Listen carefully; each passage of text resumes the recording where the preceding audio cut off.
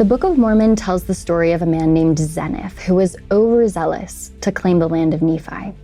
Zeniff was doing what he thought was good, to live in peace with the enemy and to go back to his homeland. So why does the Book of Mormon make the point that he was being overzealous?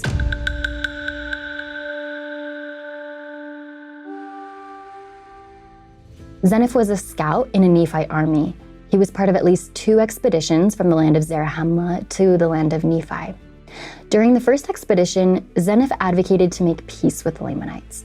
This led to disagreement among the Nephites and an internal battle, leaving only 50 survivors.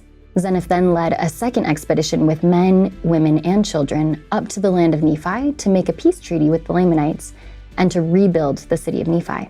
However, this was all a trick by the Lamanite king to control Zeniff's people. Much suffering happened afterwards due to Zeniff's eagerness to retake the land. One key point in all of this is that when Zeniff and his people went to return to the land of Nephi, they did so without the guidance of their prophet. Perhaps Zeniff and his followers decided that they knew the will of the Lord better than his appointed leaders did, and they desired to act according to their own timing and not the Lord's. The Lord may have intended for the land of Nephi to be reclaimed eventually, but the Zeniphites decided to advance that timeline on their own. In our own lives, we too may be overzealous. Sometimes we may be impatient with the Lord's timing or his leaders, but it is vitally important for us to patiently follow and support our leaders. As one scholar said, the importance of following prophets is all the more apparent because Zeniff was a good, not a bad man.